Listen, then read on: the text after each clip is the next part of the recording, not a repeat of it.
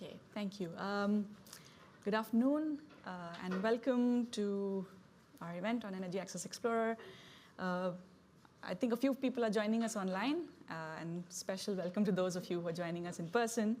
My name is Harsha Minawat, and I lead the Energy Access and Equitable Development portfolio at the WRI Polsky Center for the Global Energy Transition. The Polsky Center, just to give you a little bit of an overview, the Polsky Center for the Global Energy Transition was founded about 1 year ago to help orchestrate the transition to a clean, abundant, and reliable energy future. The center is developing, trying to develop bold solutions to the challenges, to challenges and barriers to the energy transition. We're working on modernizing grids, unlocking finance, sourcing critical minerals in a very responsible manner, and building a future-ready workforce. These are the main topics that we work on. Today, we're here to talk about the Energy Access Explorer. And before we get into the actual proceedings of the day, I'd like to take back a step and start with why we actually built it, because the tool makes most sense in that context which we were coming from. So right now, as most of you would know, there are about 700 million people across the world that still lack access to electricity. And there are about 2.5 billion people who rely on polluting cooking fuels. The problem may seem like it's a financial one, but it's not primarily a financial problem. It may seem like it's a technology one, but there are technology solutions that already exist. But in many cases, the problem sometimes is an information one in terms of the planners, the investors, the government officials who often do not have the right data to make the decisions that are needed, and the decisions that are needed at a particular time, in the right form, at the right level. And the real lack of information translates into a lack of confidence in making these decisions and investments in an informed way. So the challenge arises in terms of how to prioritize investments, how to design interventions which will have the most needed impact in that particular context. And in a sense, it's a complex planning problem. It's a complex planning problem that plays out in different ways. It makes it harder for folks in the ecosystem, such as energy regulators or investors or even NGOs that are working in a lot of geographies, to try and get access to fragmented data, to try and get access to tools that would help them prioritize activities or to plan their own actions. There's very little shared infrastructure that the sector sort of can rely on to use to make decisions. And we thought of building a platform like the Energy Access Explorer to sort of change that and to overcome these barriers and challenges. And so at its core, the EAE, as you will hear from Dimitris as well, this is an open source geospatial platform. It's developed by WRI and its partners. And it integrates dozens, not just a dozen, but many data sets.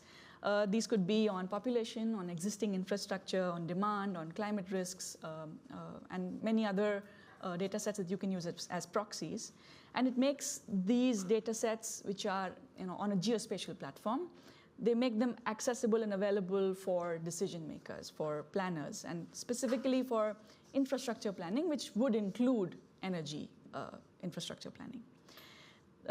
It helps users identify where the need would be greatest, where renewable energy interventions would make most sense because the resources are there, and where investments are likely to have a lot more impact than if you were just going and using a saturation approach and just like trying to deploy something anywhere and everywhere.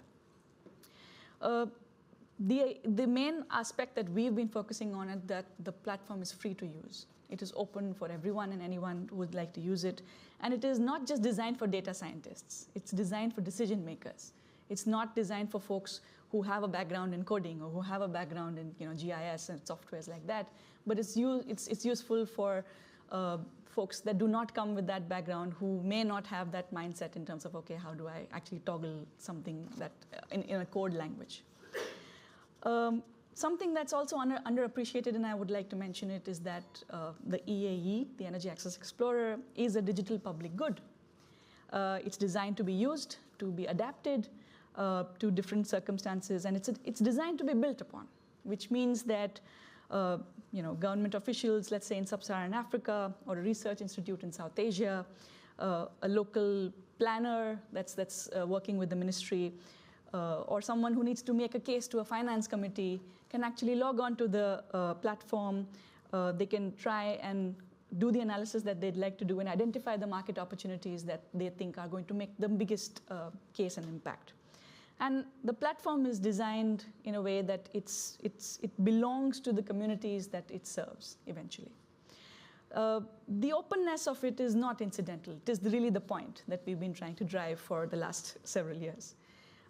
Because we believe that the energy access will not happen on its own. It will happen only when the data, the information, and the tools available to people in the ecosystem are actually accessible to the people who really need to use them, and not just a few well-resourced countries and a few well-resourced institutions who can get access to high-level planning softwares or proprietary softwares for that matter. In practice, it can mean that any community member even, whether it's in a particular geography, can get decision support help without needing a team of analysts dedicated to doing this task. And so that's the power of the platform. EAE right now has been used in more than 20 countries across Africa and South Asia. It has informed national electrification plans in these countries. It has supported investor due diligence. It has helped local governments design more inclusive energy programs as compared to what they would have with limited information and data. But it is far from a finished product. This is still an ongoing story. This is still a growing ecosystem, and hopefully with your help, we will grow it further. So today, we have two parts of the session.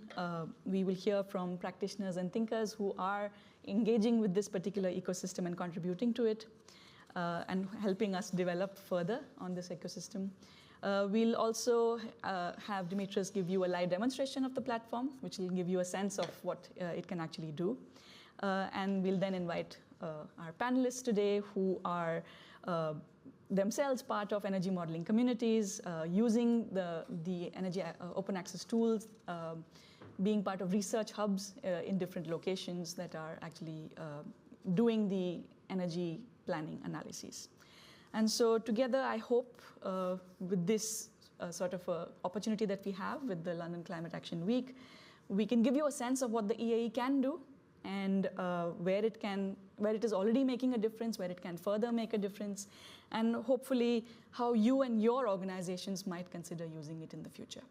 So with that, let me invite Dimitris, who will take us through the platform.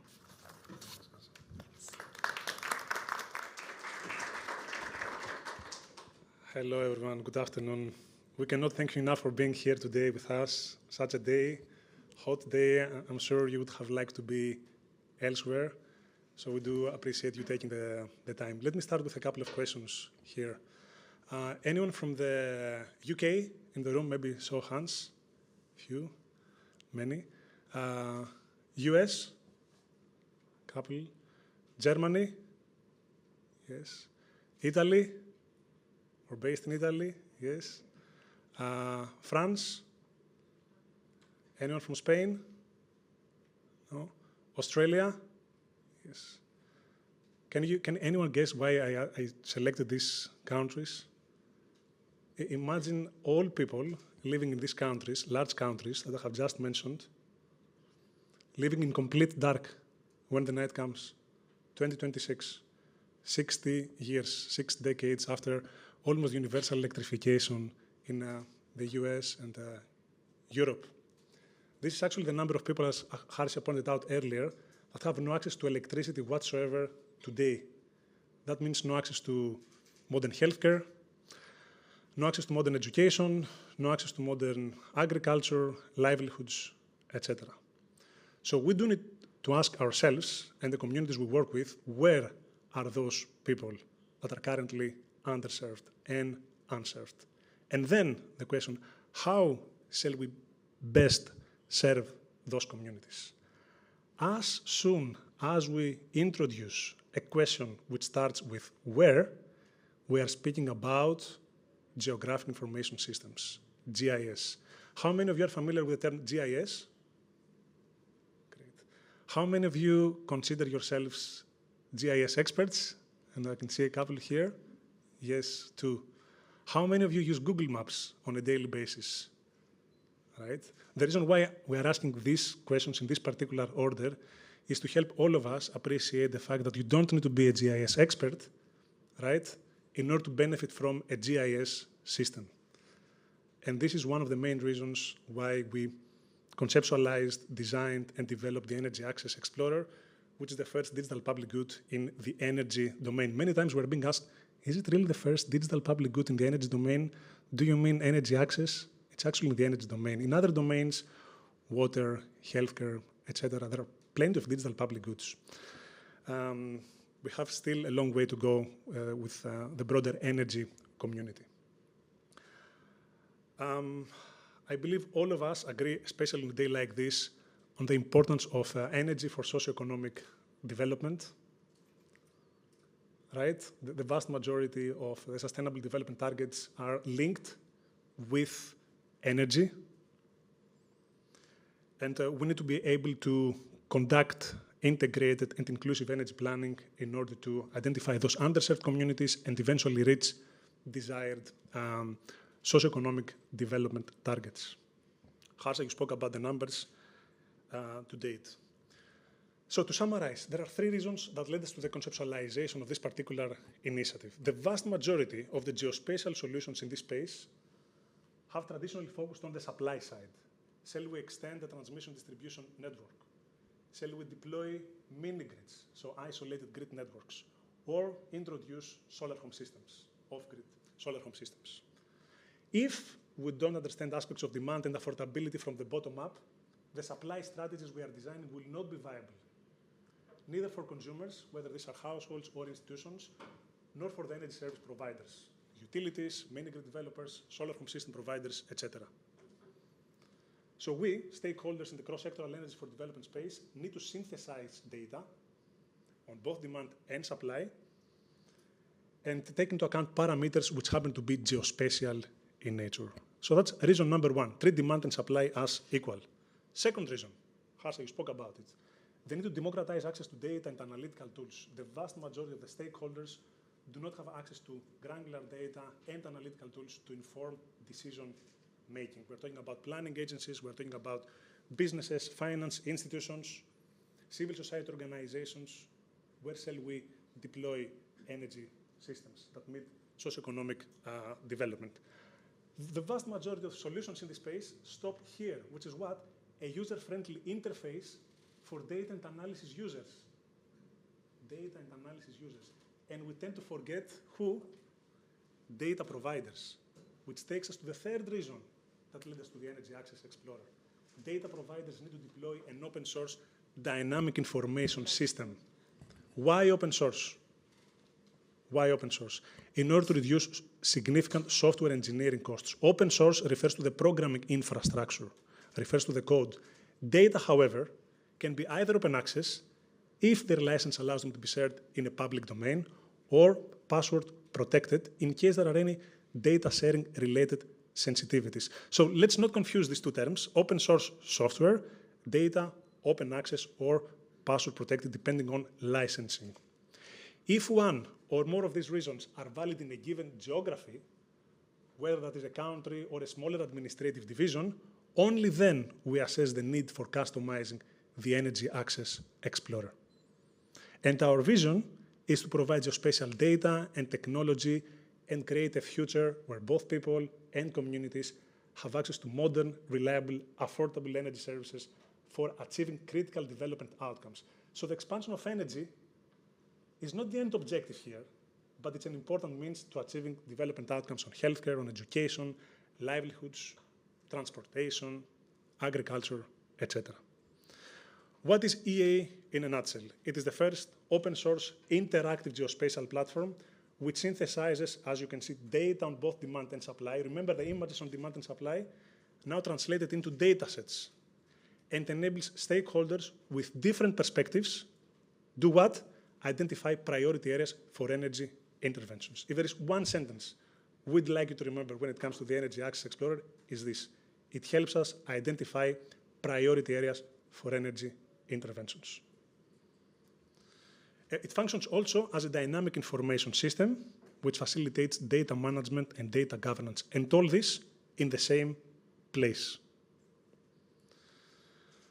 A number of audiences and associated use cases, planning agencies, think of an energy ministry or a rural electrification agency, they are using the platform to inform integrated and inclusive energy plans, least cost electrification plans or strategies. Businesses, the vast majority of the businesses, clean energy businesses in this space, do not have market intelligence capacity in-house.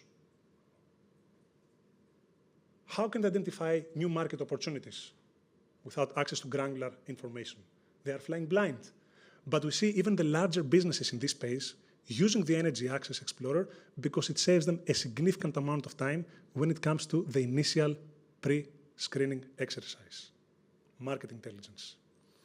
Stakeholders in the healthcare, education, agriculture sectors get an initial understanding of energy needs associated to development services. Energy for healthcare, energy for education, energy for cooking. Finance institutions, where shall we allocate our grants and investments in order to maximize or to increase our impact, the impact of our interventions? Here comes a sample animation for EA in Uganda, but later on I'll take you through a brief demonstration. Right? So here we start with the demand side. Demographics, population density and distribution, socioeconomic activities, education facilities, healthcare facilities. Here you see a national level overview of the healthcare facilities across the geography of interest, in this case, Uganda. As a user, you can click on a facility and read information about the type of the facility, depending on the services they provide, the electrification status, customer population, among other attributes. As a user, you can utilize the satellite imagery in order to assess the situation on the ground. And that's why the conversation with our colleagues from the European Space Agency is both timely and relevant and important. So as a user, you can zoom in at very granular level and assess the situation on the ground. Other data on the demand side, agricultural activities. Switching to supply-related indicators. Remember, treating demand and supply as equal. Energy resource availability, solar power potential. Transmission, distribution, power generation. This one is one of the most challenging data sets to find in global, regional, and even national databases. That's why the collaboration with and the ownership by local data providers becomes critical. Open source dynamic information system to facilitate data management and data governance. In Uganda, we've been working with the Energy Sector GIS Working Group, which has members from the Ministry of Energy and Mineral Development, transmission, distribution, power generation companies, among others. Other data beyond demand and supply indicators are integrated into the platform. Data on protected environment, protected areas. We cannot set up a large wind farm in a protected area. This is just an example, of course, of a suitability analysis. Data on finance. Where are the microfinance service providers in a given geography? The platform will synthesize each and every dataset / criterion and will run a prioritization algorithm, a multi-criteria decision analytical algorithm. Why multi-criteria? Because there are different perspectives here. We have to account for the multidimensionality of the energy access equation, opportunities, challenges, and opportunities. What do we see here? We see areas, brighter color, higher priority, darker color, lower priority. The unit of analysis is a square kilometer. So for every square kilometer, you get a prioritization score. And more specifically, here we see areas in Uganda that are close to clinics, far from the closest distribution network, power distribution network, and where the solar power potential is significant. In other words, areas where solarizing clinics may be a viable option. And you can say, Dimitri, we have to spend a significant amount of time to go through the map here. Some areas have been excluded, but still there are lots of areas remaining in our map.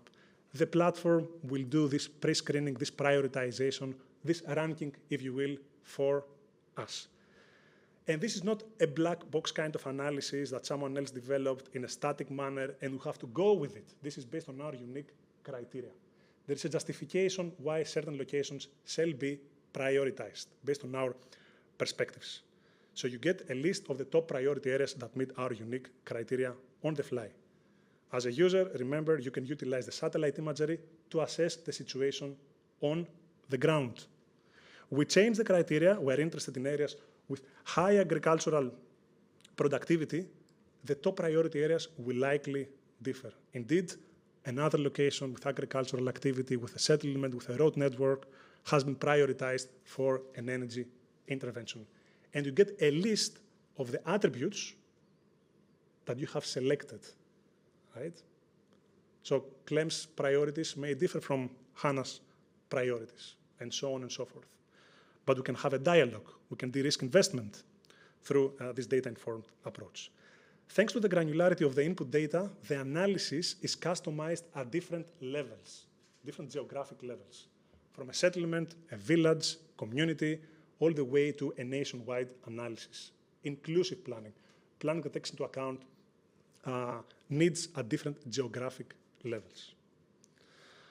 Progress to date. The platform was originally launched in 2019. Our original commitment to the seed donors was reaching 15 institutional users. Currently, there are over 40,000 returning users, most of whom did not have access, were not equipped with a platform that allows them to conduct this granular analysis, this customized analysis. Available in over 20 geographies at both national and subnational levels.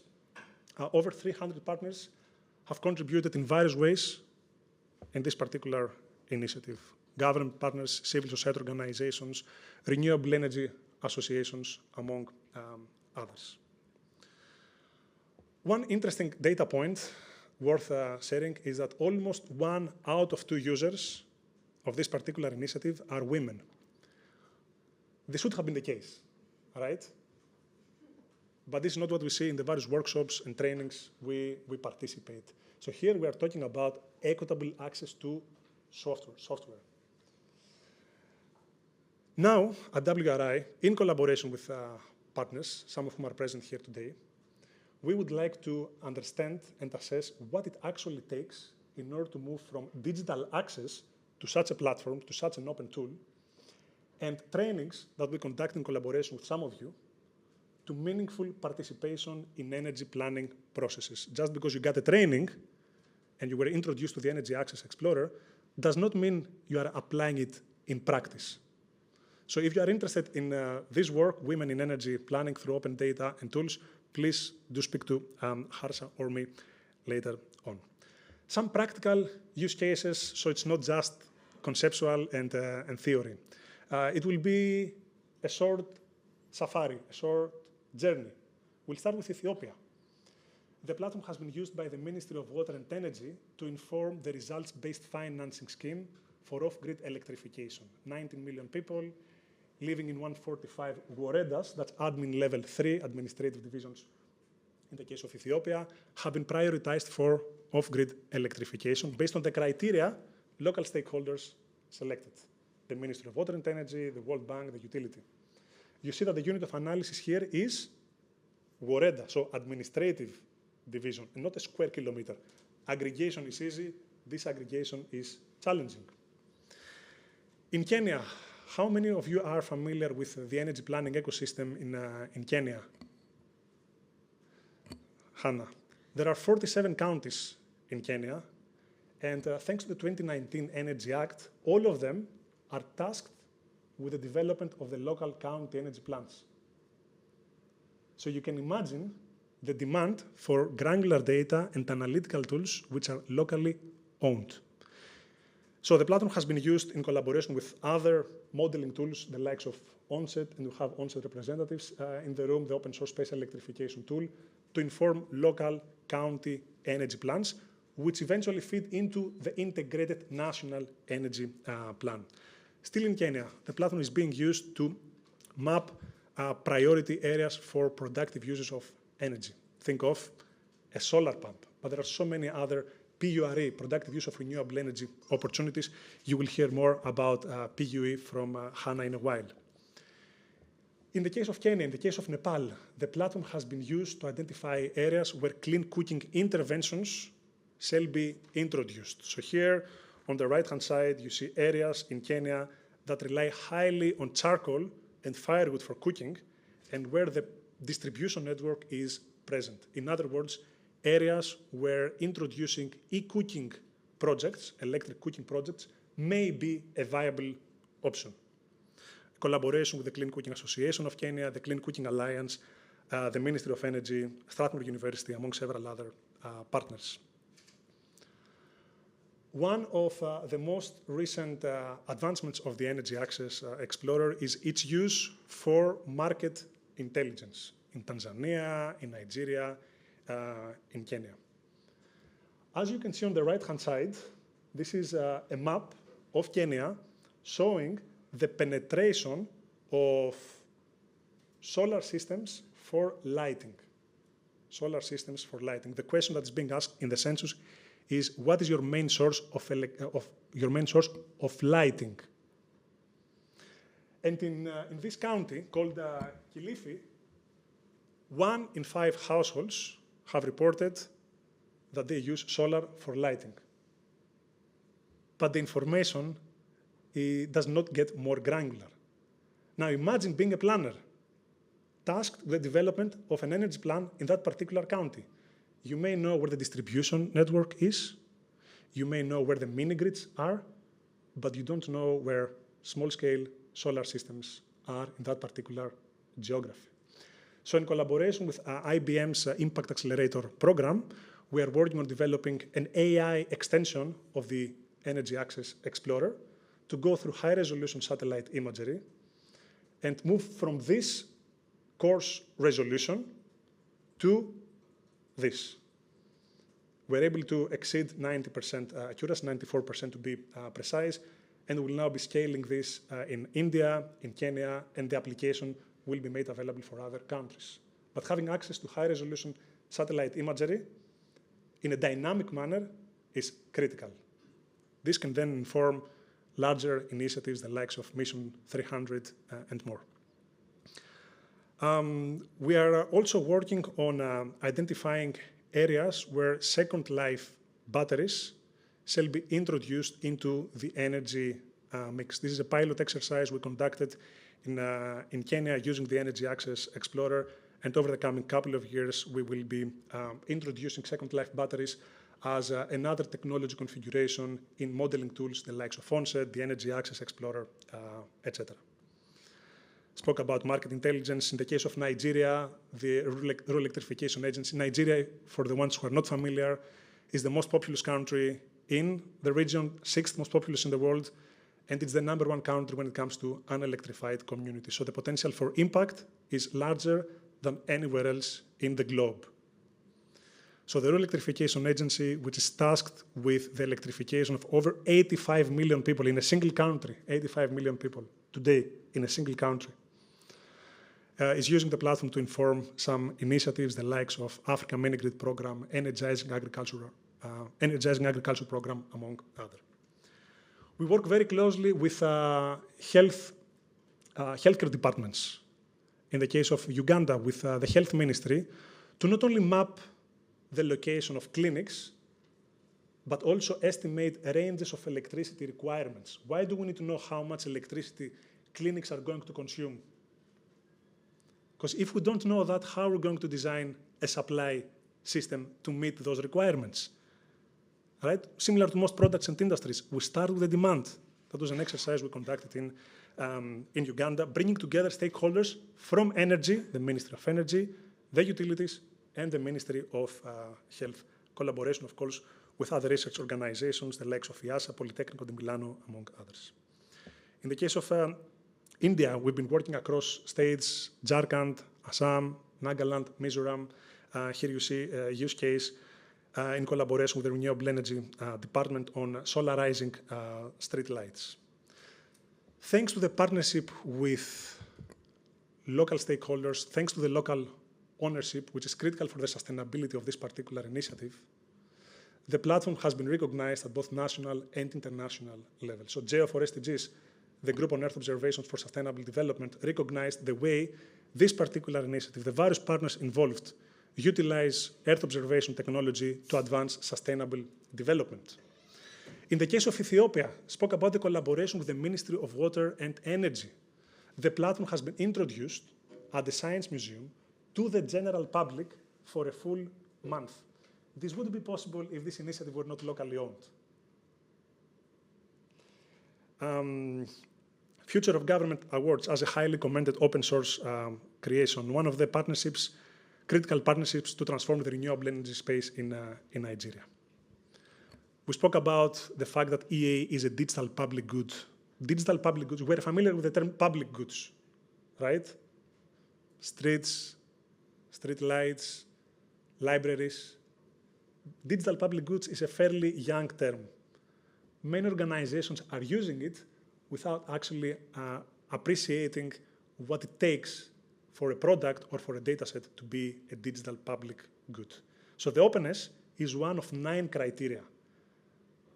They have to do no harm, relevant for sustainable development, replicable, well-documented, and products are being checked against all these criteria on an annual basis. So just because you got the digital public good status once does not mean you have it for life. There is this much we can do alone, right? This is part of a larger community of practice. You will hear from Steve, you will hear from Kane in a while on how this particular initiative is part of a growing community focusing on open energy modeling tools, planning tools, and we are part of the energy modeling platforms, the energy modeling community, but we are also co-hosting the open source in energy access symposium. And the reason why we came up with OSIS, the Open Source and Energy Access Symposium, the first one took place in Abuja a couple of years ago. Last year we organized the second edition in Nairobi, and this year we go to Kigali, is because there has been so much duplication in our effort. Just because a solution is open does not necessarily mean there are no duplicative efforts in our ecosystem. So organization A is developing an open geospatial energy platform. Organization B is developing another open geospatial platform. We may know the differences, right? Even though there are typically a lot of similarities. We go to the same end beneficiaries. We go to the Ministry of Energy. We go to a business. And they get confused, rightly so. They don't have unlimited time.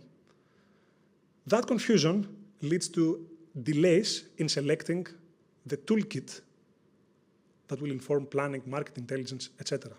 That delay, in turn, leads to delayed plans and eventually delayed implementation, delayed achievement of the desired electrification or energy access targets. So we need to come together as a community. The open source solution developers, whether that is software or hardware, the open source solution users, the various practitioners we have just mentioned, and donors who fund the development of those solutions. And that's an effort to create our Venn diagram. Where do the interests of these 3 groups intersect? That's OSIS. Let me take you briefly through a quick demonstration in the interest of time. How are we doing with time? 10 minutes. Excellent. So, Energy Access Explorer, available online, energyaccessexplorer.org, right? You can click on the landing page. There are tutorial videos, relevant blogs, peer-reviewed academic publications that one can go through to appreciate the breadth, but also the depth of this particular solution available in our ecosystem. Some user stories, with testimonials from the community. If you click on the tool, you will be directed to the geography selection page, right? And you may say, we only see 9 countries, but previously you spoke about over 20 geographies. In some countries, the platform is available at subnational level. Spoke about 4 states in India. Spoke about several counties in the case of Kenya, right? So if we're to select Uganda, you are asked about your specific interest. Are you a planner? Are you a business? Are you interested in a specific sector? And if you choose one of those, you will be directed to a preset analysis, so you don't start from scratch, if you will. But you can also generate a customized analysis from scratch. This is Uganda. On the left-hand side, I hope you can see my mouse. On the left-hand side, we have the customization panel. This is where you can select, and I know we have some UI, UX experts in the room, and your feedback is welcome. On the left-hand side, we have the we have the customization panel, right? This is where you can select data. This is where you can apply some of the tools of the platform. Center of the page, you have the map of the select geography. Now, Uganda. And on the right-hand side, space for some of the analytical outputs, some of the summaries, graphs, etc. Over 50 geospatial indicators per geography, so you can imagine the number of scenarios you can generate online without being an expert, without downloading or paying for a GIS software. So let's add a couple of layers for the sake of this particular demonstration. We'll add population density. We'll add clinics. Actually, let me do this, so layers.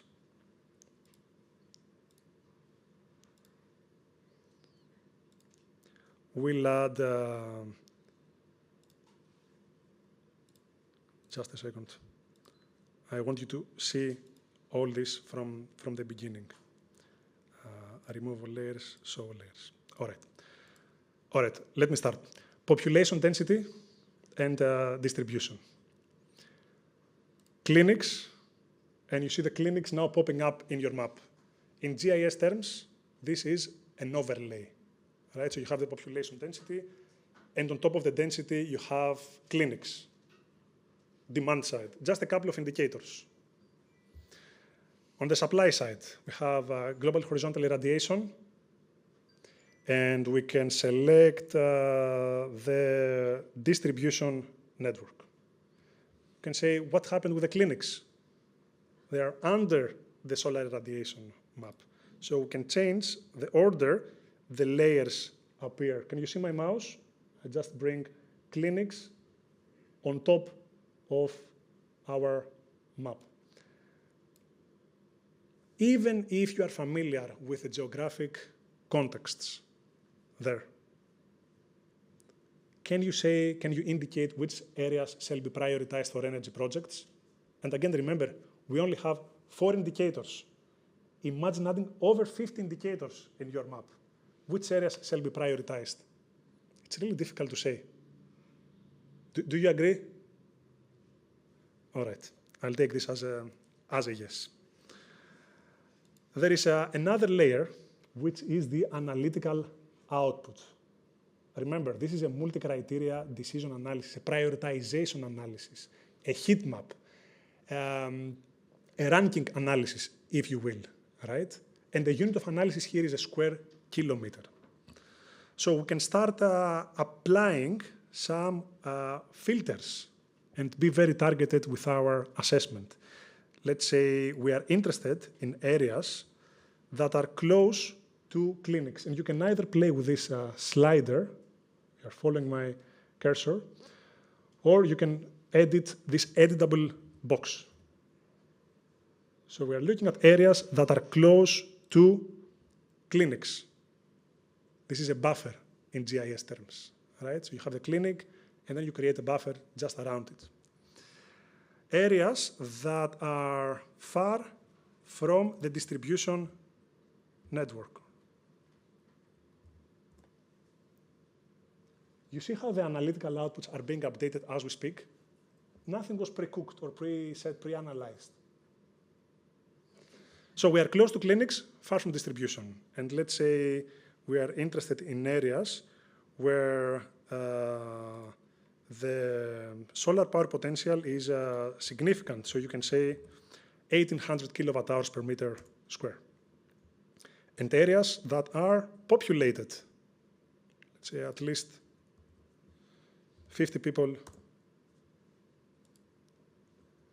per square kilometer.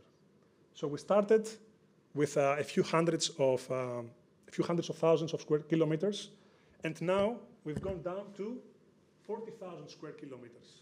Remember, the unit of analysis is a square kilometer.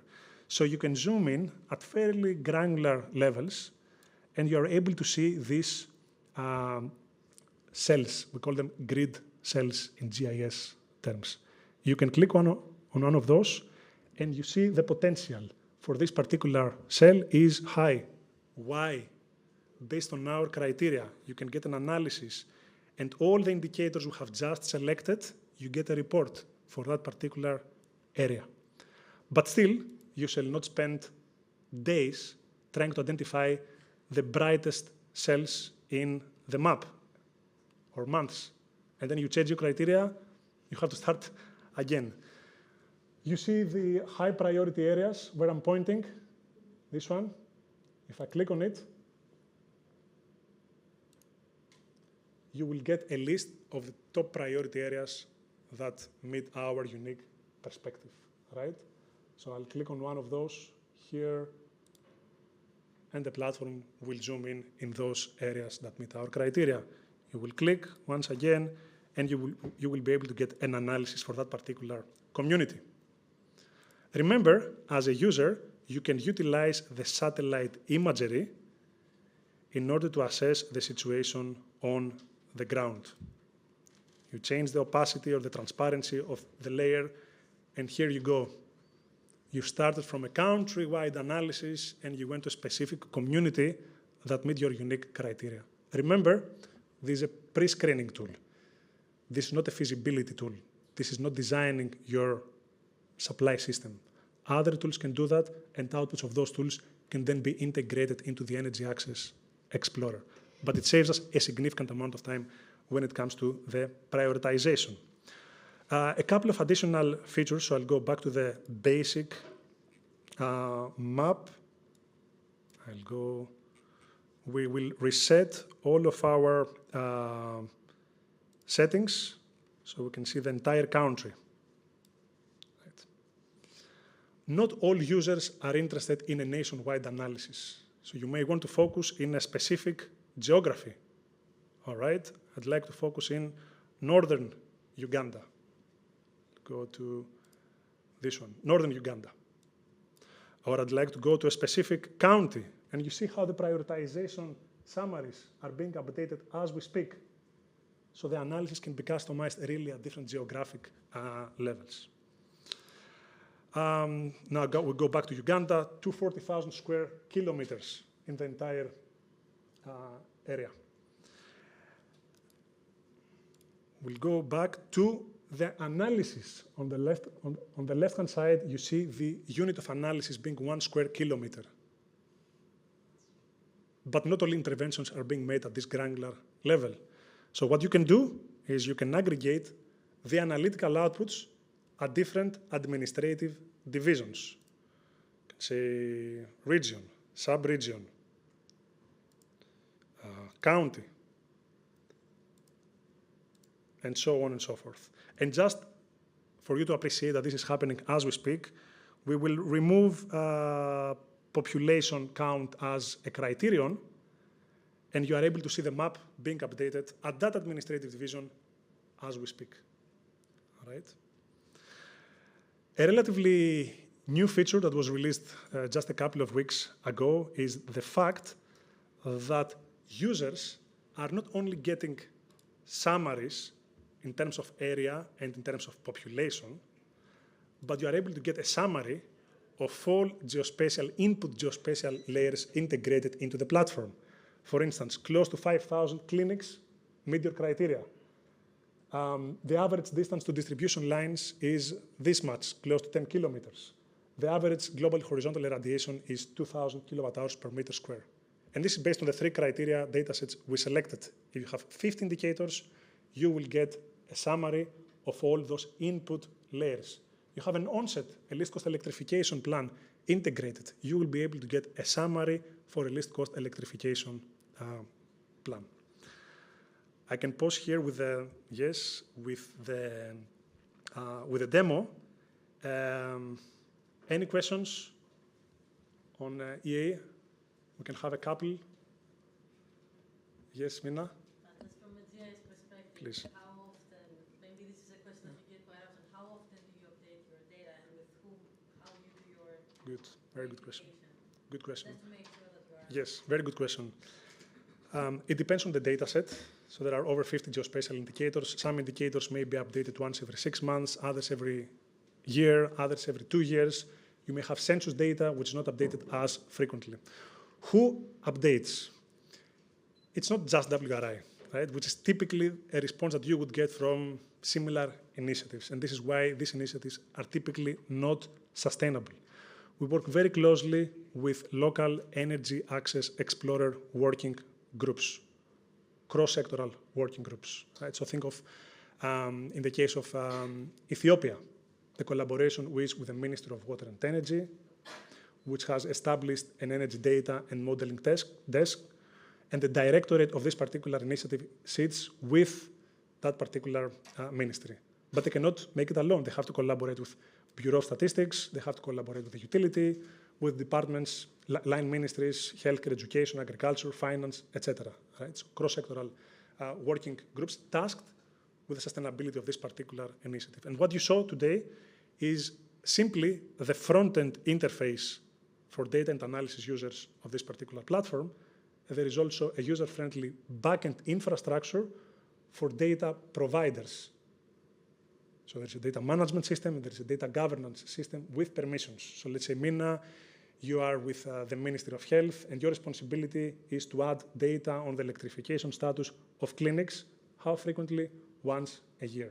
And the working groups convene ideally once a quarter or once every half year, not only to exchange data, which is what we typically think, but also to build trust.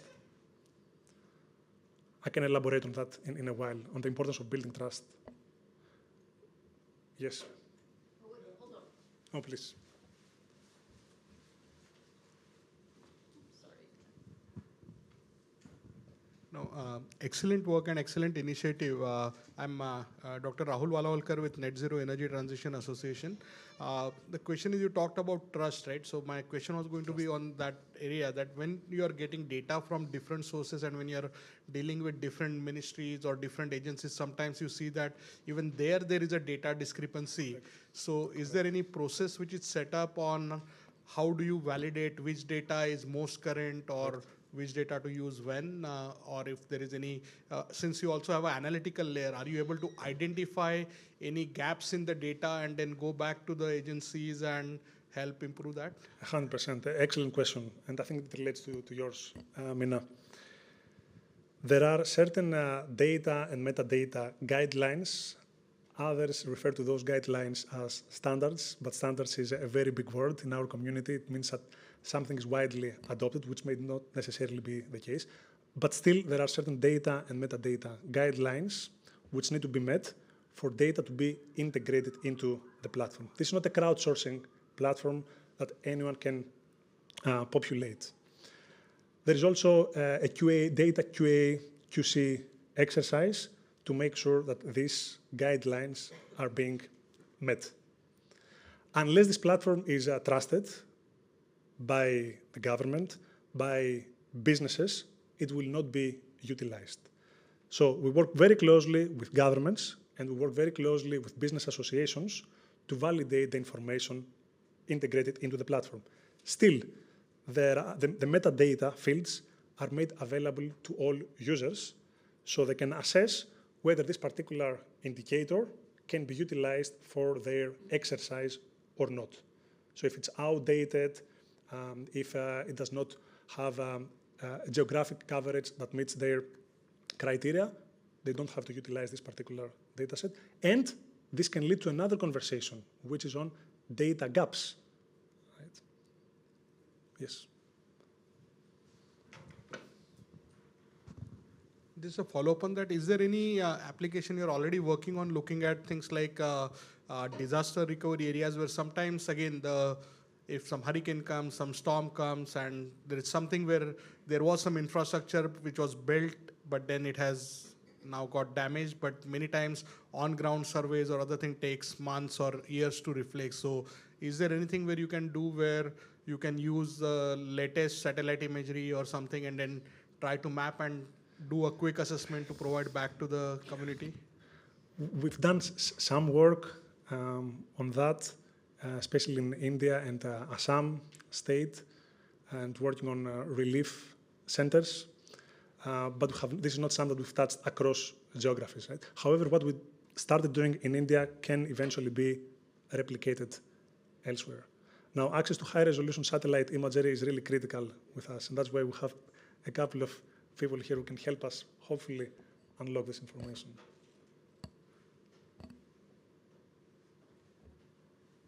Gentleman first, and then you give it to... Just on that, did you use OpenStreetMap by any chance for that relief exercise with like Humanity and OpenStreetMap, which uses satellite imagery or updated satellite imagery for relief? We'll need to check with our colleagues on that. But typically we work with the GIS or remote sensing departments of those local governments, right? So typically you get access to even more up-to-date and granular information compared to what you get in OSM. But we need to double check on this one. Thank you. Of course. Hi, thanks for the talk. I'm interested in what you said about productive use. You said that you looked at agricultural areas and healthcare facilities. How do you accurately predict, specifically with agriculture, how do you accurately predict the energy demands for those sites if they're not yet collected? Yes. So you don't predict the accurate demand, but what we do is estimating ranges of electricity requirements. Right? And based on those ranges, there may be different supply options. In the case of clinics, for instance, where we've developed different archetypes based on the services each type of clinic shall be providing. And then you combine this information with catchment population, number of beds, appliances, in order to estimate ranges of electricity requirements. But the platform will not tell you, or the exercise we're conducting will not tell you that this particular clinic is going to utilize 1,000 kilowatt hours, right? It's ranges. And we think that this is the right approach, as opposed to be saying this is the amount that will be consumed eventually. Same applies to the agricultural consumption.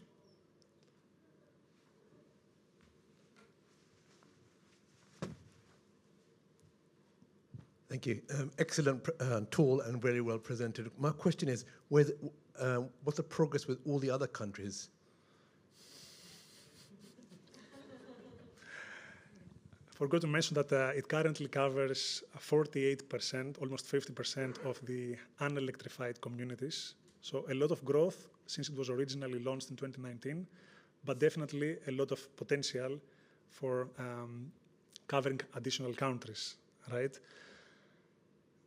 The pipeline is being informed by a number of parameters.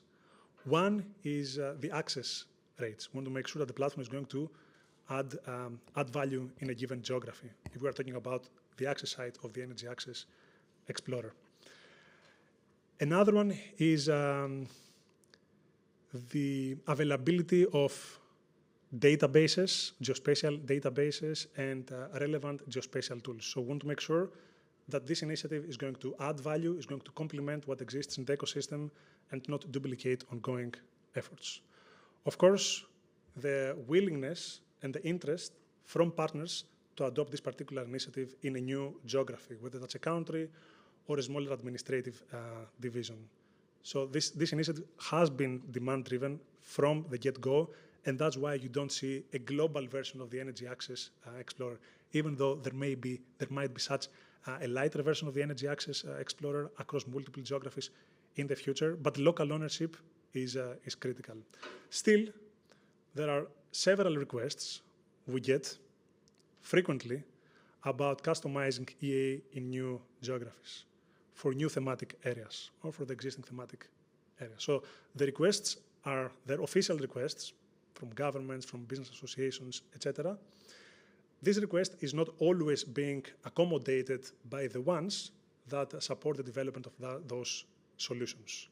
Right? We can continue this conversation on how we could potentially match the interest which comes from those governments, several more governments that can benefit from the Energy Access Explorer, not only for planning, but also for market intelligence, for productive use, and for data management and data governance, and the ones who fund the development of those solutions. As I mentioned, there has been a lot of duplication in our ecosystem, and this is definitely something that we want to avoid because the magnitude of the challenge we are facing is huge.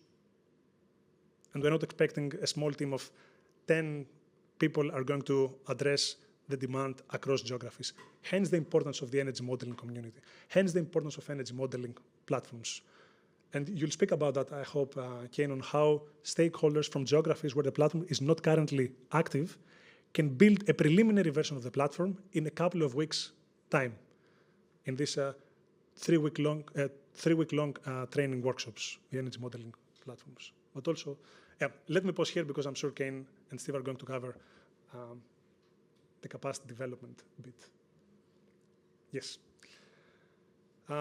Maybe closing slide from my end, would like to invite you or your partners, your colleagues to the 3rd edition of the Open Source and Energy Access Symposium, OSIS, which is going to take place in Kigali, Rwanda, October 26th, 27th, adjacent to this year's Gogla Forum.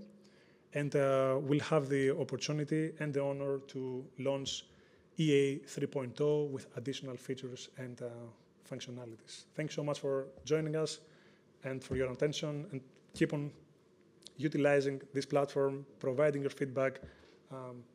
We do appreciate partnering with the ones who can benefit from this particular initiative. Yes, thank you.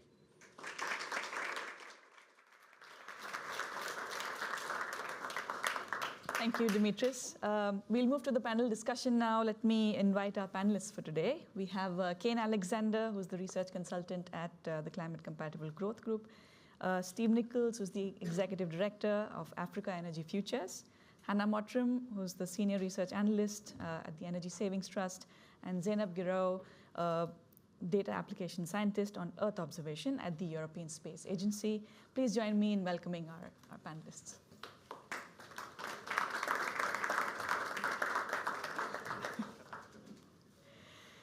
So based on the demonstration we heard from Dimitris, we'd like to now understand how do better energy models actually lead to better decisions, and what does that actually look like in practical life. So Kane, let me try and begin with you. Could you tell us a little bit about yourself, your work at the CCG, and what you're doing with the energy modeling communities, and how do these open tools actually work in practical life? Why do they matter right now? Like, what's the point of having open tools? Who actually gets to participate when you have open tools? Sure. Okay. Good afternoon, everyone, and thank you very much for having me. So I'm Kane Alexander from Climate Compatible Growth, currently based at Imperial College, London. And in my role, I have a sort of multiple things that I sort of work on.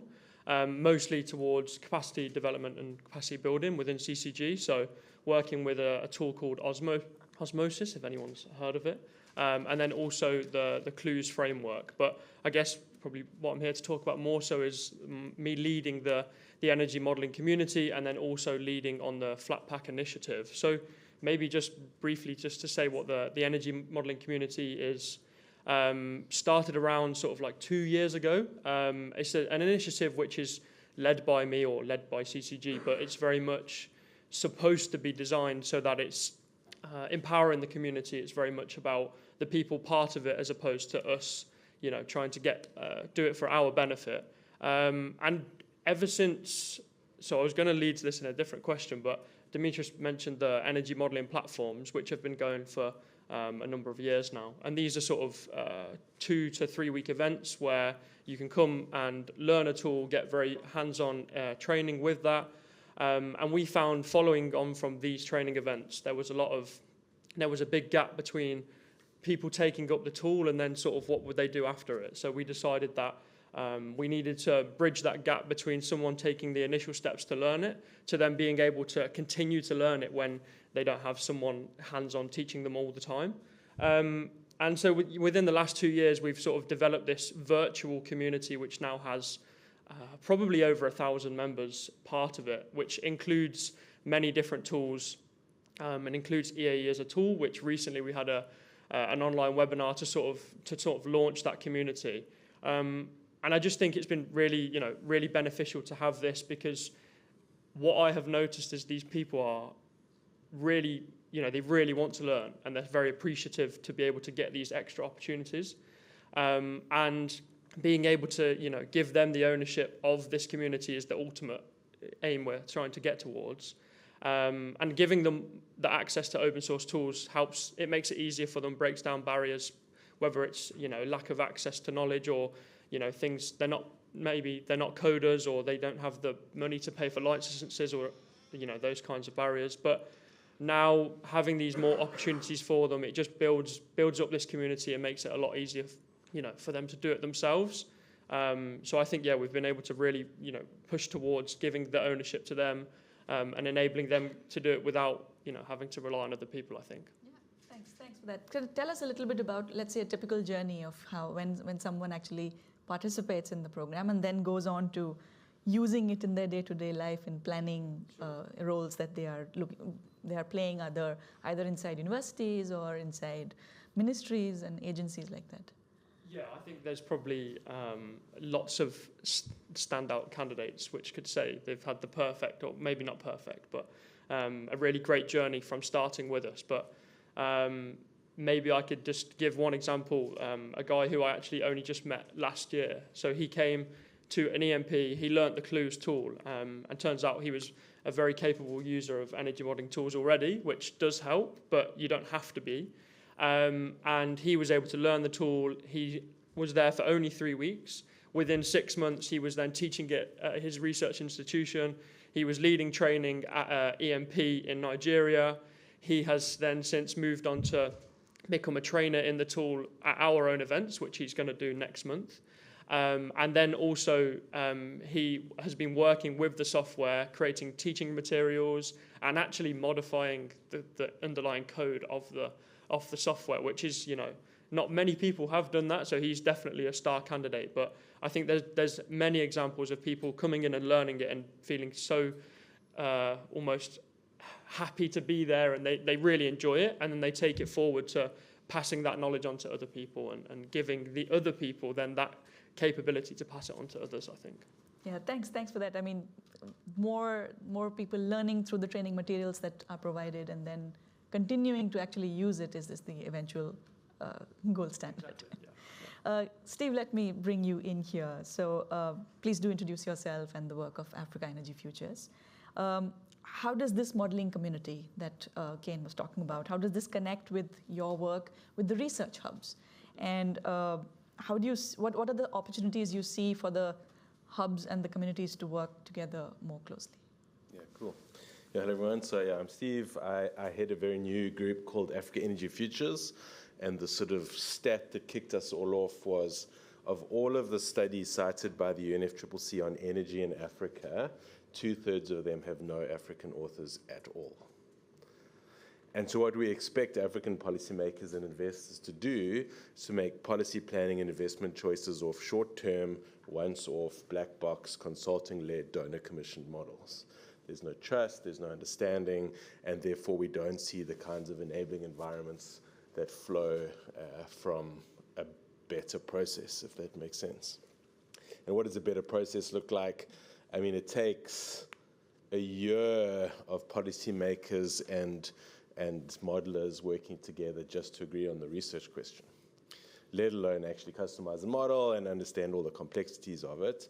And typically, I don't know what your experience is like, but when I deal with policymakers, they don't really care about the mix of solar and wind. They want to know about jobs and poverty and things like this, which a lot of the energy models don't output, right? And so to actually be able to integrate, to Dimitrios's earlier question was, if you want to have policymakers engage with modeling and making fact-based decisions, you have to create a long-term dialogue between a range of different modeling skills. So you need labor market modelers, and you need poverty modelers, and you need energy modelers, and you need geospatial modelers, and a whole bunch of others.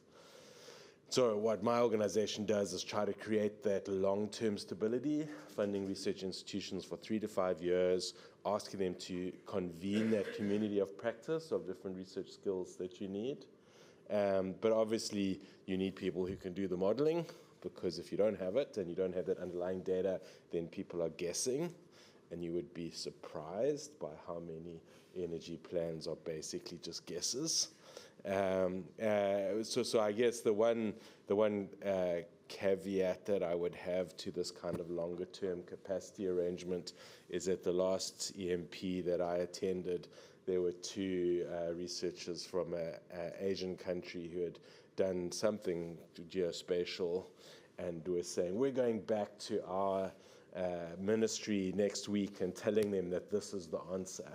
I'm like, you've only been modeling for 4 weeks. It might be a good idea to build a longer-term community. So that's kind of the downside risk of these very accessible tools and technologies, is people, or they'll, what we've seen in open source energy models is people will adjust the battery price until gas becomes viable, and then they'll go out and present that.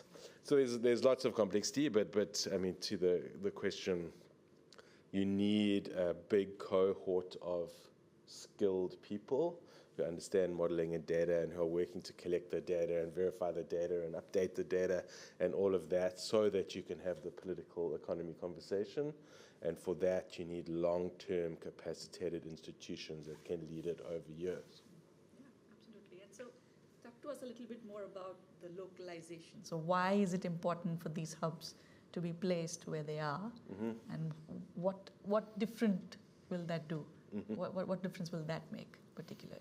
Yeah, so again, I don't know how many of you have been involved in actual country-level energy planning, but the politics are what counts. And so it's a political economy process. You can't not have the modeling, as I said, because you're guessing.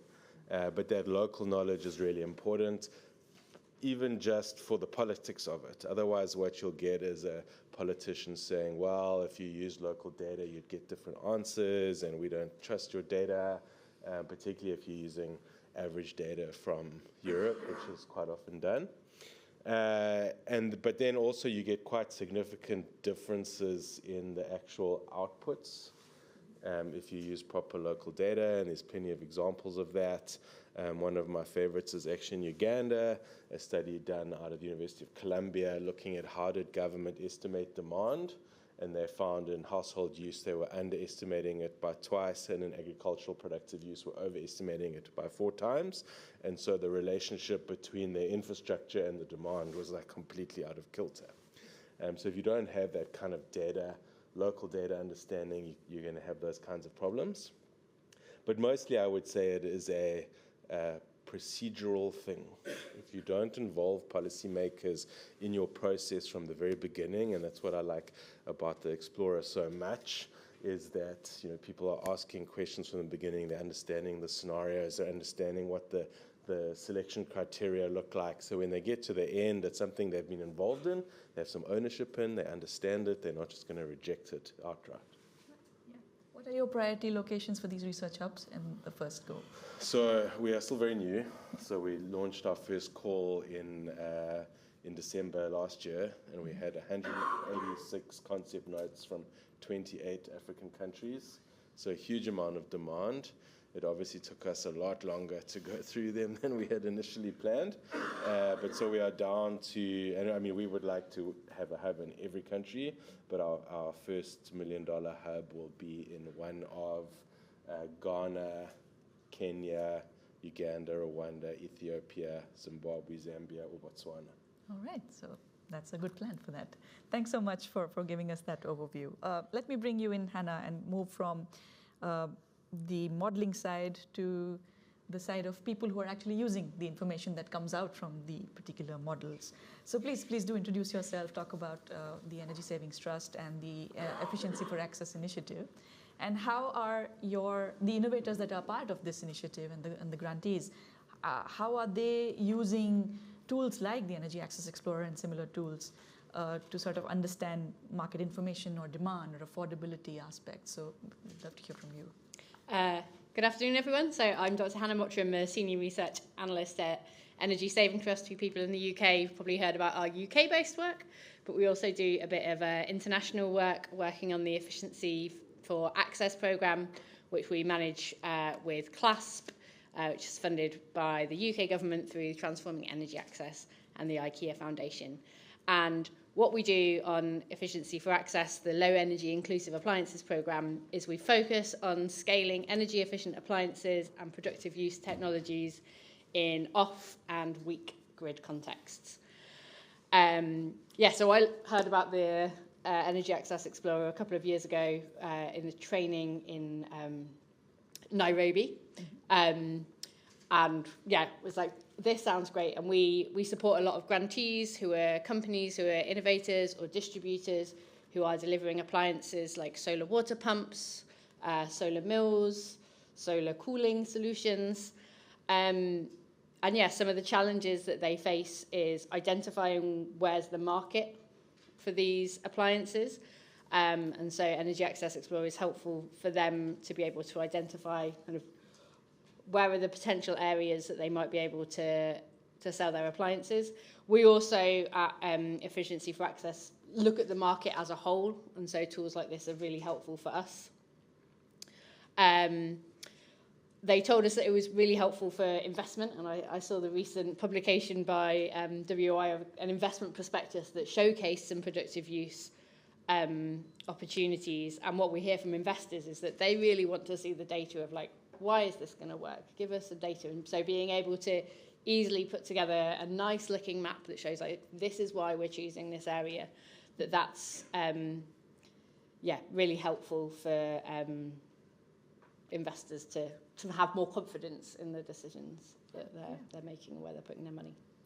What kind of data sets are people looking for when they're trying to access these platforms?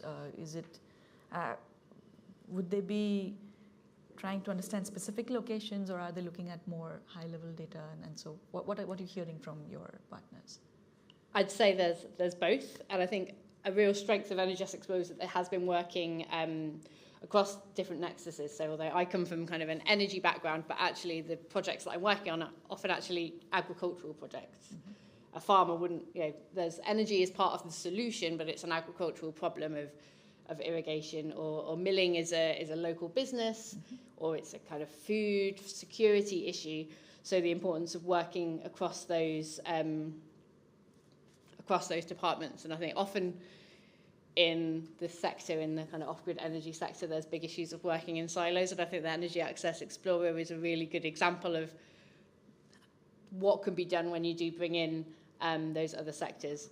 I think there are challenges with the agro-processing compared to some of the other sectors that are maybe a bit more straightforward, like with healthcare and education, where you can go, there's a school, is it electrified, yes or no? There's another level of demand and supply when you're thinking particularly about agro-processing and cold chains of the supply and demand of the produce that's being created. So I'm not sure. I'm kind of learning more about the agricultural and the food sector every day, but I think that you've already got those relationships. So I think somewhere where there could be, that it would be really interesting to see is there more data on, say, supply and demand. We've seen a few examples of Uganda where there's like fish value chains are an area where, quite often those areas are in kind of more remote areas, can be areas with low incomes, but where there's real potential because you can transport your fish from one place to another place. Right. So is there mapping of where's their fish production and where's their fish demand?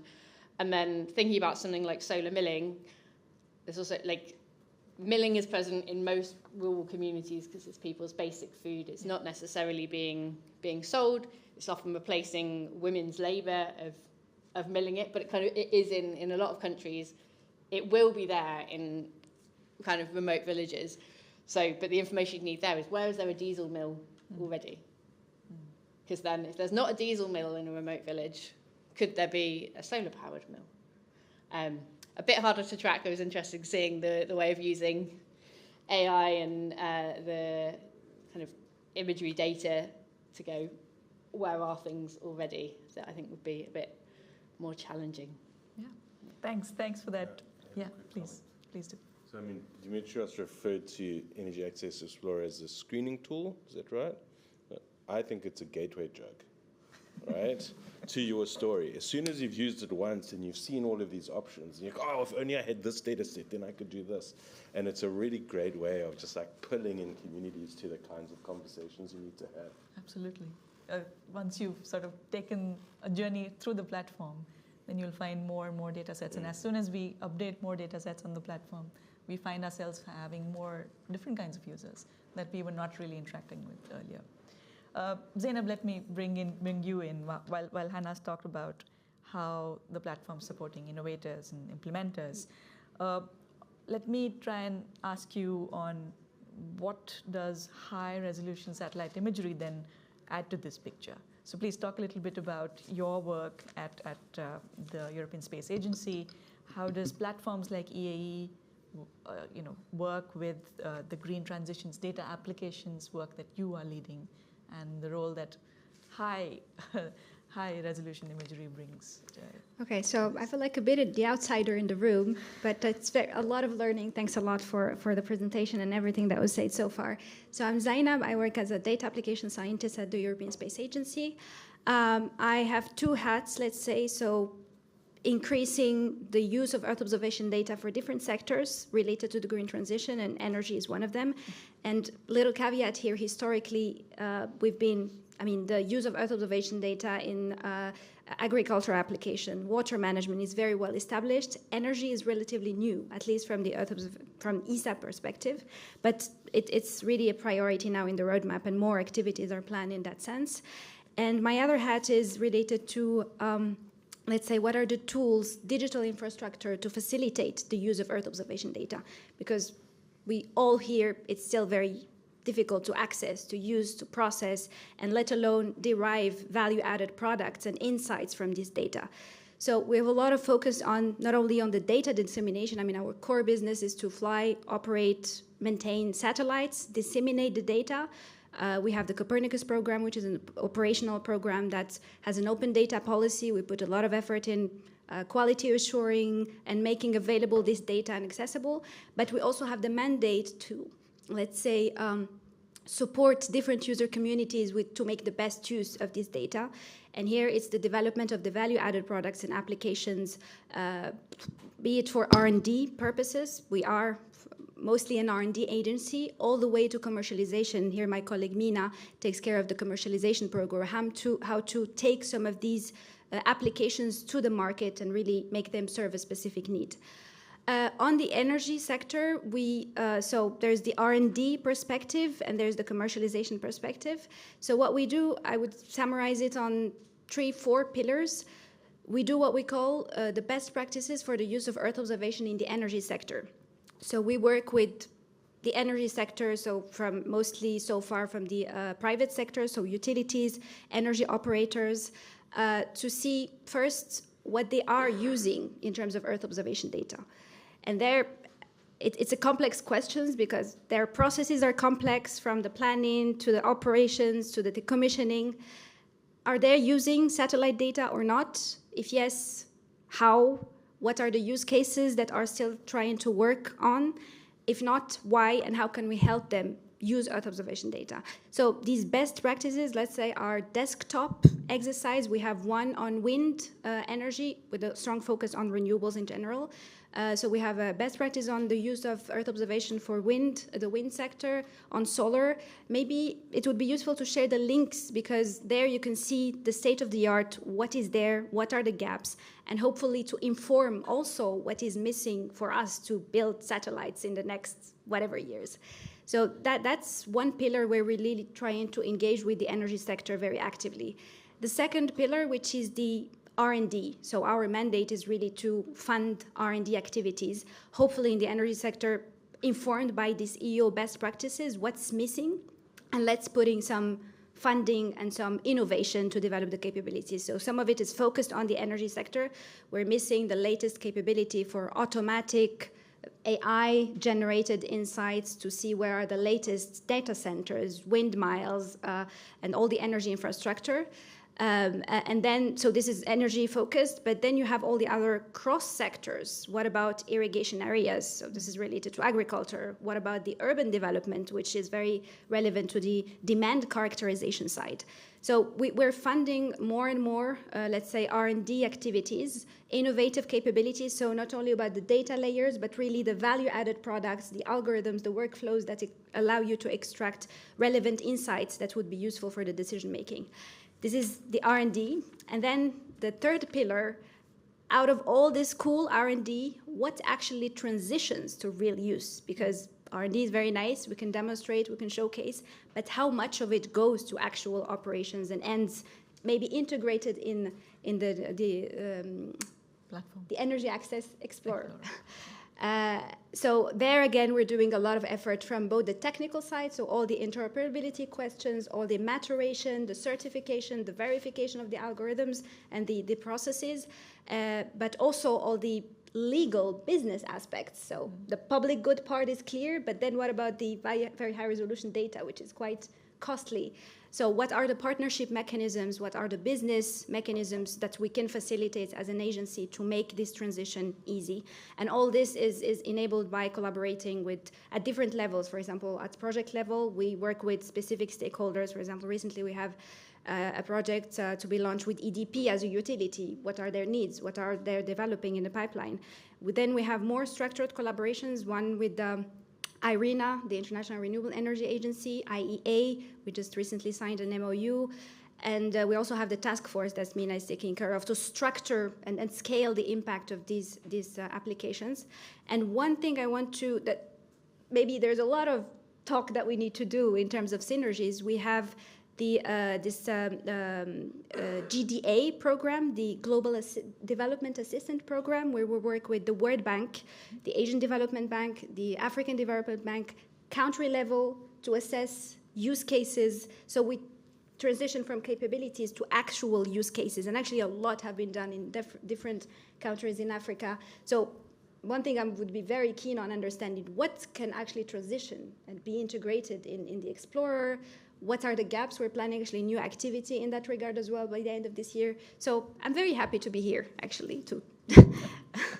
Thanks so much, Zainab. I mean, I think you partly touched upon the question I was about to ask you, which is that what really needs to happen to unlock high-resolution imagery, which can be used for social good, and also in a way that's actually practical, that's responsible, and actually useful to decision makers that are sitting in different places. So you did touch upon a little bit. Do you want to add anything else on the unlocking aspect? It's not one problem, as I said. The technical aspects are actually, we have all the building blocks, but it's a matter of awareness. People are still lost. Where do I access the data? How do I integrate it within my own GIS system? Then with very high resolution data specifically, the licensing conditions are not always clear. The pricing models are not very suited to the public good perspective. And at the European Space Agency, we're actually trying to incentivize this use. For example, we have a program called the Third Party Mission Program, where we sponsor for scientific or pre-operational purposes the community to use some of these data. So we pay for it to tell you, look, you can use this subset of data, see if it's useful for you, and then we can help you to use it further. So these sponsorship mechanisms, also from the funding aspects, to incentivize the users and to make it easy for them at least to discover this data. But there is still a lot to be done in terms of partnership mechanisms and business mechanisms and bringing the cost down. Maybe AI can help us with that a bit in terms of instead of selling data sets, selling maybe embeddings that can be used for many applications. There is still a lot to do, both from the technical and business aspect. And another thing that I personally heard a lot is the trust in this data, especially now again in the age of AI, the veracity, where does it come from, the provenance, is it AI generated, is it not?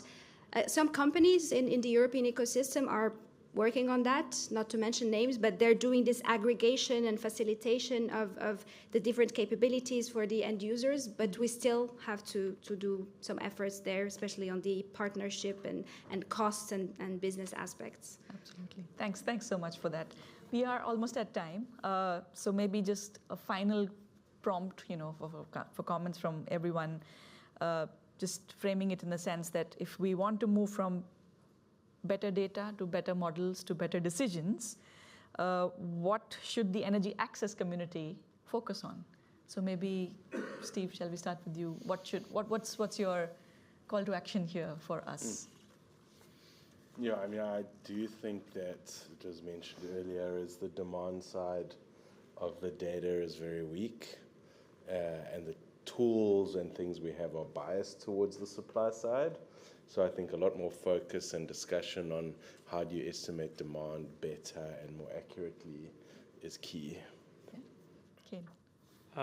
Yeah, well, I think I've probably touched on the capacity development side a bit, but what I would probably allude to is actually collaboration between different actors. I know for a fact that's something EAE already does quite well with the steering groups and different groups bringing people together. But I think, particularly from my experiences, the collaboration between different ministries in particular, as well as other types of actors, whether it's educators and professors, etc., is really important to help bridge gaps between them, because I think you often see different ministries working without each other and they're almost working towards a common goal without realizing. Right. So I do think that collaboration between actors is really important. Yeah. Absolutely. Anna. You stole my point about kind of Nexus collaboration, but I kind of talked about that a bit already. Something I wanted to kind of mention is linked to what you said there, I think, but about the importance of open source tools as kind of we're a funder as well. We deliver funding and using, there's limited funding in the sector and how to use that efficiently so there's benefits. So I think, a really strong thing of Energy Access Explorer that, again, I think could be learned from across other aspects. How can we use open source tools so that, when public funding is put into something, it's available to more different actors in the sector. It can be used for research, it can be used for private sector companies, and especially we do a lot of supporting small, locally led companies because some research done has shown that those companies are reaching the last mile. The big international companies who could afford to make their own model, to do their own things, they go to where there's already a market. But you need these smaller local companies to be able to kind of reach wise, but they don't have the capacity to do these kind of tools on their own. So having open source tools, things that are accessible, both I think helps with the last mile first, leave no one behind aspect, but also is a more efficient use of limited financing in the space. Absolutely. Zainab. I think all have been said before, nothing less. One thing from my own experience and also from the satellite provider perspective, the Earth observation community, we always found it difficult to. So when people are used to using satellite data, that's a different discussion. We're talking about new users, potential users, and usually the first barrier is the lack of a decision framework. People are like, this is super cool, but it's not in my budget planning. I don't know who should pay for it.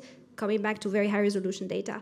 So having this decision framework early on would really help a lot. Even sometimes we come with the funding, but there is no framework to collaborate with the potential end users at local level or whatever level.